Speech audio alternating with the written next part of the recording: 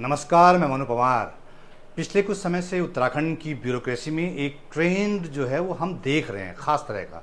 उत्तराखंड में जो ब्यूरोक्रेट्स हैं, जो नौकरशाह हैं, जो सरकारी अफसर बड़े बड़े और प्रभावशाली पदों पर रहे हैं, वो आमतौर पर रिटायर ही नहीं होना चाहते हैं।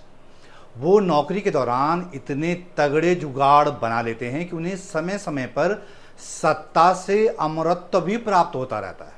वो जब रिटायरमेंट की कगार पर खड़े हो जाते हैं ना, तो अपने लिए सरकारी सिस्टम में किसी न किसी पद का इंतज़ाम कर लेते हैं।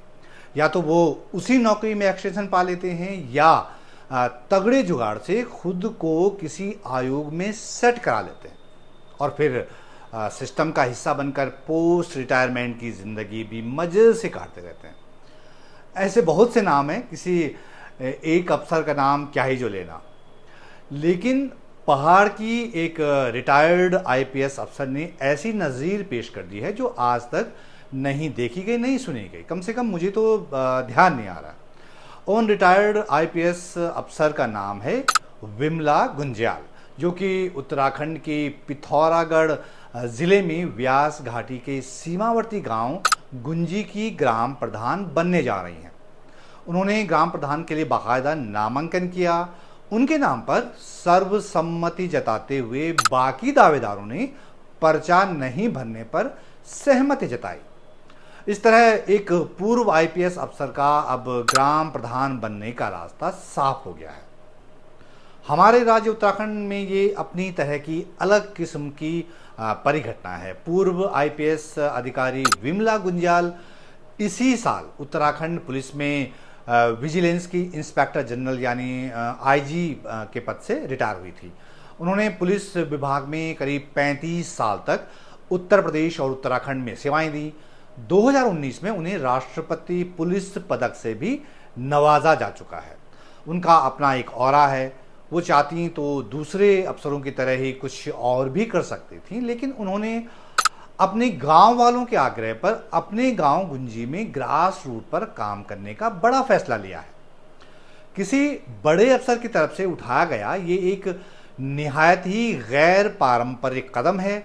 इसीलिए बहुत से लोगों को उनका फैसला हैरत में डाल रहा है, क्योंकि आमतौर पर ऐसा देखा या सुना नहीं जाता कि कोई आईपीएस अफसर रिटायरमेंट के बाद ग्राम प्रधानी में दिलचस्पी दिखाए। ऐसा अमूमन नहीं सुना गया है।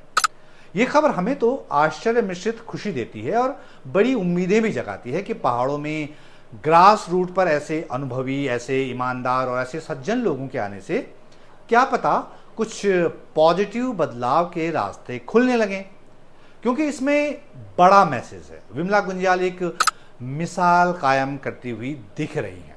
हाल ही में रिटायर हुई एक आईपीएस अफसर ने सरकार में कोई पद जुगाड़ने या अपने संपर्कों के जरिए किसी सरकारी आयोग में घुसने या पॉलिटिकल पार्टी में कोई उम्मीदवारी जताने के बजाय ज़मीनी स्तर पर काम करने की इच्छा जताई, काम करने का फैसला लिया, अपने गांव में काम करने का फैसला किया, ग्राम प्रधान बनने का फैसला किया। तो ये अपने आप में ही बड़ा यूनिक डिसीजन है। इसे इसीलिए सराहा भी जा रहा है। ऐसा बताया जा रहा है कि गुंजी गांव में ये आज़ादी के बाद पहली बार हुआ है जब कोई प्रधान निर्विरोध चुना गया है। तो गुंजी गांव के लोग भी साधुवाद के पात्र हैं कि उन्होंने अपने गांव में गांव की एक रिटायर्ड आईपीएस अफसर विमला गुंज्याल पर इतना भरोसा जताया और एक नया इतिहास लिखा। ज़मीनी स्तर की राजनीति में एक नया चैप्टर उन्होंने शुरू किया है। इसके लिए वो बधाई के पात्र हैं। लेकिन इस बार के पंचायत चुनाव में सिर्फ यही नहीं हुआ। उत्तराखंड में एक और गांव के लोगों के फैसले की बड़ी चर्चा हो रही है। वो गांव है पौड़ी गढ़वाल जिले के बीरोंखाल ब्लॉक का बिरगढ़ गांव, जहां के लोगों ने एक रिटायर्ड कर्नल यशपाल सिंह नेगी को निर्विरोध अपना ग्राम प्रधान चुन लिया। यशपाल सिंह नेगी कर्नल के पद से साल 2016 में रिटायर्ड हुए थे सेना से। इसके बाद वो 4 साल तक री एम्प्लॉयमेंट के तहत नौकरी करते रहे और साल 2020 में पूरी तरह से सेवानिवृत्त होकर उन्होंने अपने मूल गांव लौटने का फैसला लिया।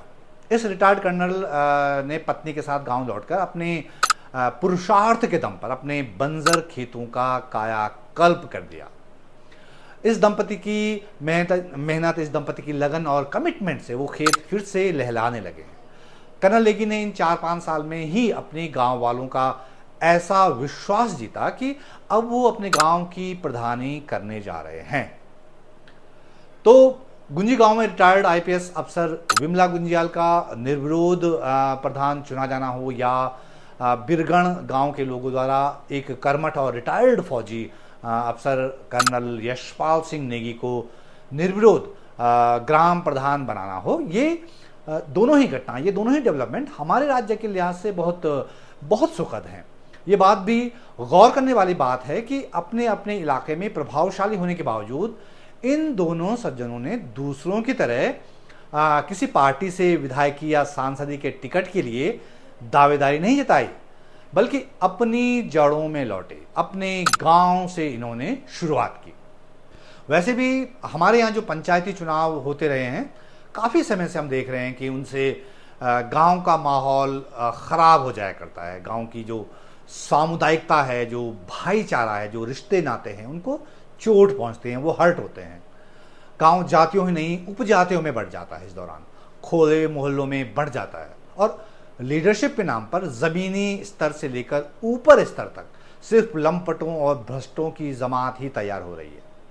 जबकि त्रिस्तरीय पंचायती राज व्यवस्था जब इस देश में शुरू की गई थी, तो उसमें चुनावों से राजनीतिक दलों के झंडे, पोस्टरों और चुनाव निशान को इसीलिए दूर रखा गया था कि जो उम्मीदवार हैं वो स्वतंत्र रूप से चुनाव लड़ सकें और गांव के चुनाव गांव के मसलों पर ही फोकस रहें, उन पर राजनीति की छाया ना पड़े।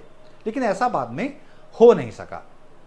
तो ऐसे में जबकि लीडरशिप को लेकर उत्तराखंड के लोगों की नाउम्मीदें पहाड़ सरीखी ऊंची हो गई हैं, गुंजी गांव हो या बिरगण गांव हो, इन दोनों गांवों के लोगों का एक पूर्व आईपीएस अफसर और एक रिटायर्ड कर्नल पर भरोसा जगाना ये बताता है कि लोग उस तरह की जो पॉलिटिक्स चल रही है ना, पारंपरिक, उससे कितना उकता गए हैं और असल में वो चाहते क्या है। इस निर्विरोध चुनाव में हमारे राज्य के लिए बहुत बड़े मैसेज भी छिपे हुए हैं दोस्तों, और इस जनादेश की इबारत को पढ़ना हमारे लिए खासकर इसलिए भी ज़रूरी है क्योंकि हम साल 2027 के विधानसभा चुनाव की तरफ बढ़ रहे हैं। वो चुनाव उत्तराखंड के लिहाज से बहुत निर्णायक चुनाव होने वाले हैं। हम अपने अपने विधानसभा क्षेत्रों से कैसा जनप्रतिनिधि चुनकर विधानसभा में भेजते हैं, इस पर बहुत कुछ निर्भर होने वाला है। तो आपने ये वीडियो देखा, इसके लिए आपका बहुत बहुत धन्यवाद। जल्द एक नए वीडियो के साथ हाजिर होता हूं, तब तक के लिए नमस्कार।